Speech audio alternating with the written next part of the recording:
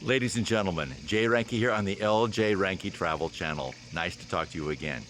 You may remember this last winter I stood at Schmaltz Greenhouse in Anamoose, North Dakota, and I said in the middle of the snow, this is one of the most beautiful places in North Dakota. It is now August 9th. Ladies and gentlemen, look what Schmaltz's have done. They've taken their leftover petunias and they have planted them. This is a glorious spot. This is simply a glorious petunia garden of the gods. They take any leftover petunias they have and they plant them, and they turn this into a marvelous garden. It's simply marvelous. Out back, there's a big mound of dirt, which is the customers don't even see, and they have covered the entire mound with petunias. It's just simply spectacular. A couple of things I'd like to share with you today about Anamoose, about its history, a little bit about other aspects of North Dakota. So I'm going to chase some rabbits down some holes. Anamoose was settled in 1898. It was established by the Sioux Railroad, and the first immigrants here were Romanians coming out of Saskatchewan. Now, I don't know why Romanians came south out of Saskatchewan, but this is where they settled Anamoose.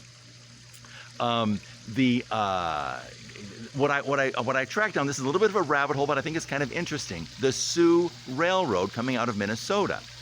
Sioux was spelled S-O-O, and you wonder, I would have assumed that was an anglicization of the word Sioux, as in S-I-O-U-X, a term that was used for Native Americans, the Lakota and the Dakota in this area.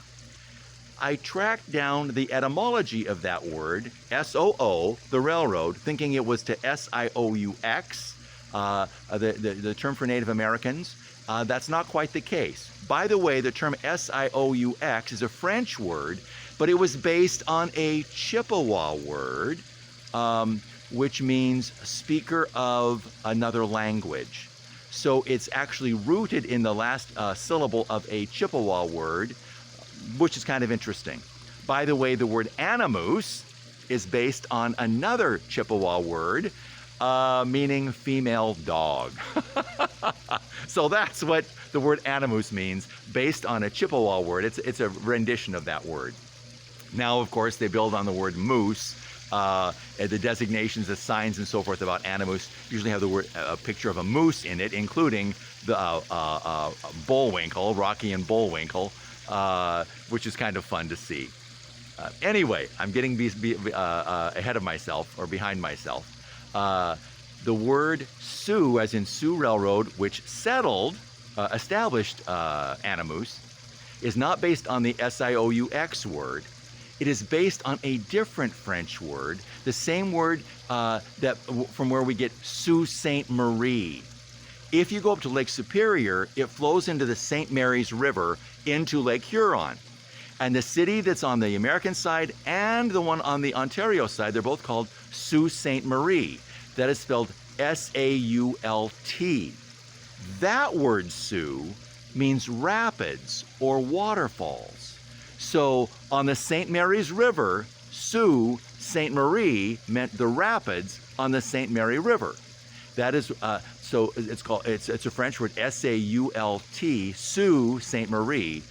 That Sioux became S-O-O for the Sioux Railroad, which is, I think, interesting. Etymologically, I think that's very interesting.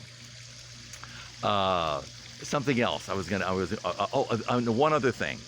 Besides telling you a little bit about the history of Anamoose, its origins, Romanians from Saskatchewan, the name meaning female dog, based on a Chippewa word. It is also, I also wanted to point out something else. Besides these beautiful flowers here, as I was coming into Anamoose this morning from the north, and it's about 7:30 in the morning. So I was coming into town, there was a field of sunflowers. Ladies and gentlemen, North Dakota grows lots of sunflowers, and it's beautiful to watch the fields of sunflowers, those great big yellow blossoms at the top of those big tall stalks. What I find so moving about sunflowers, ladies and gentlemen, is they always face east. Sunflowers grow so that as the blossoms come up, they always turn to the morning light. So they always face east. And of course, once they get so big, they can't keep turning. They can't follow the sun all day long. But it's just beautiful to watch the fields testify. That is where the sun comes up. We're facing east. So here are the petunias from Anamoose, North Dakota.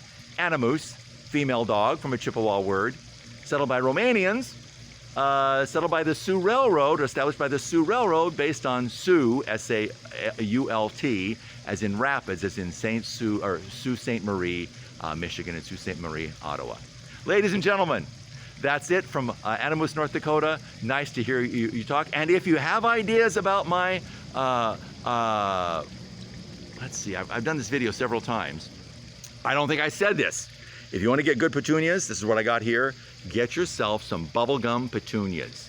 Bubblegum Vista, Supertunia Vista Bubblegum. Let me tell you what, people, you will not be disappointed. Those pink petunias just grow like crazy. They're just fantastic.